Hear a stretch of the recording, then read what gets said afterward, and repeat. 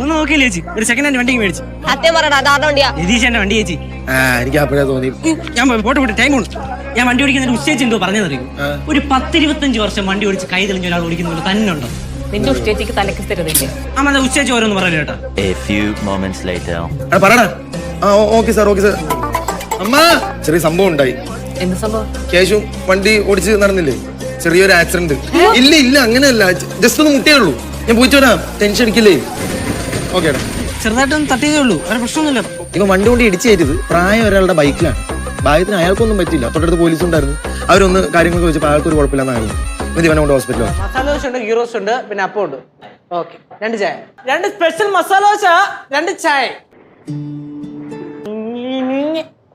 നിങ്ങളെന്താ ഇവിടെ പറഞ്ഞില്ല? ഗീ റോസ്റ്റ് അല്ലേ? എനിക്കും ghee roast. 5 special ghee roast. Special ghee roast. അമ്മായിക്ക് ലാസ്റ്റ്.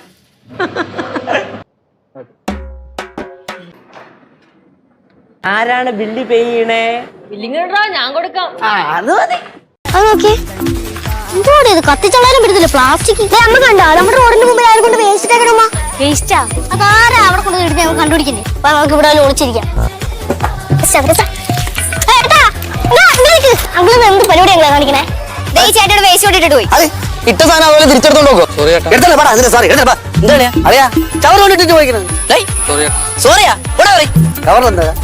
പാക്ക് വീണ അതെല്ലാം കൂടെ എടുത്ത് വെച്ചിരിക്കുന്നു. അച്ഛപ്പോ നമ്മുടെ വീടിന് മുമ്പിൽ ഒരു പോസ്റ്റ് ഇല്ലേ, അവിടെയുള്ള വേസ്റ്റ് മുഴുവൻ കൊണ്ടിട്ടേക്കണേ. കൂട്ടിട്ടേക്കണ്. അതെ, നമ്മള് ലോകനാലെ നമ്മൾ നശിച്ചു. നമുക്ക് പോവാ. അവനെ കൊണ്ടുപോകാൻ ഞാൻ ഒന്ന് തുടക്കം കുറിച്ചെന്നേ ഉള്ളൂ. അത് ഇത്രയും ഡെവലപ്പ് ആവും ഞാൻ പ്രതീക്ഷിച്ചില്ല. അയ്യോ, 94ഓ? എന്താ ചെറുകേറി? അവൾ എന്റെ മോളല്ലേ? 95. നമ്മളെ മോളെന്ന് പറയണേ 94% ഉണ്ടാ. 95 ഉണ്ട്. നമുക്ക് ഇത്രയും നല്ല മാർക്കറ്റ് കാര്യം ആൾക്കാർക്ക് അറിയണ്ടേ? നമുക്കൊരു ഫ്ലക്സ് അടിച്ചാലേ നമ്മൾ രണ്ടുപേരുടെ ഫോട്ടോ വെച്ചിട്ട് 4ാം ക്ലാസ്സും 5ാം ക്ലാസ്സും മികച്ച വിജയത്തോടെ പാസ് ചെയ്യുന്നുണ്ട്. ഞങ്ങളുടെ ഉണ്ടായ സൈസിന് ഒരു ഫ്ലക്സ് അടിക്കാനായിട്ട് എത്രയോ? 90. എന്നാ വെച്ചിട്ട് 50 എടുത്തേ. ഞങ്ങൾക്ക് ഫ്ലക്സ് അടിക്കാനും പൈസ. ഫ്ലക്സ് അടിക്കണായിരുന്നു ഇവിടെ പ്രശ്നം. എന്റെ മക്കളെ വിജയം നാട്ടുകാർ അറിയില്ല. എനിക്കൊരു കടമയില്ലേ, 2 ഫോട്ടോ ആണല്ലോ.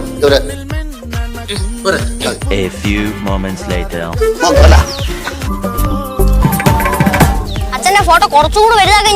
ഇതിപ്പോ ഞങ്ങളാണോ പാസ്സായ അത് അച്ഛനാണോ പാസ്സായ? ഇല്ല, ഞാൻ പറഞ്ഞ കേള്. യാത്ര ചെയ്ത് ക്ഷീണിച്ചവനാണ്, കുറച്ച് മാറിയില്ല. ഓ, അച്ഛന്റെ കവളത്ത് എന്തെങ്കിലും ഒരു പാട്? മക്കൾ എന്നെ പോയി ചോദിച്ചാൽ മതി, ചിറ്റപ്പൻ അറിഞ്ഞൂടാ. സത്യം. അച്ഛാ, അച്ഛന്റെ കവളത്ത് എന്തോ ഒരു പാട്? ഇത് വിരലിന്റെ പാട് വരുന്നുണ്ടല്ലോ അച്ഛാ. ഇത് ചൊറിഞ്ഞ പാടാണെന്നാ. നീ ഈ സ്കൂട്ടറെ കൂടെ കുത്തി പിടിച്ചോണ്ടിരുന്നാലേ നിനക്ക് ഇവിടെ എന്ത് കിട്ടുമെന്ന് എനിക്കറിയാം. നീ എങ്ങനെ കാര്യം ഉണ്ടാക്കാൻ വരരുത്, കൂടെ വരരുത്. അച്ഛന്റെ കാരണത്ത് ആരാച്ച തല്ലിയേ? എനിക്ക് കുറെ നേരം ഇവിടെ ആരച്ചതല്ലേ.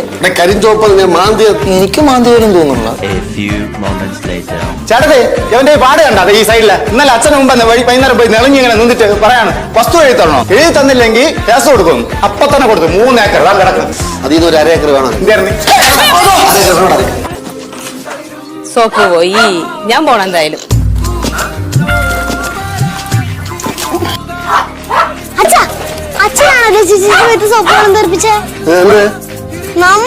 ഒരു കാര്യം കാണിച്ചേ.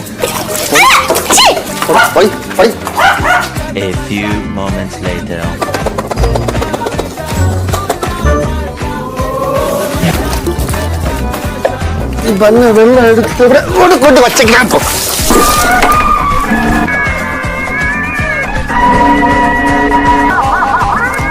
അത് കുഴപ്പമില്ല, അച്ഛൻ എത്രയാണ് കട്ടി മീശ. അമ്മ നിനക്ക് മീശ വരയ്ക്കണോ അല്ലേ?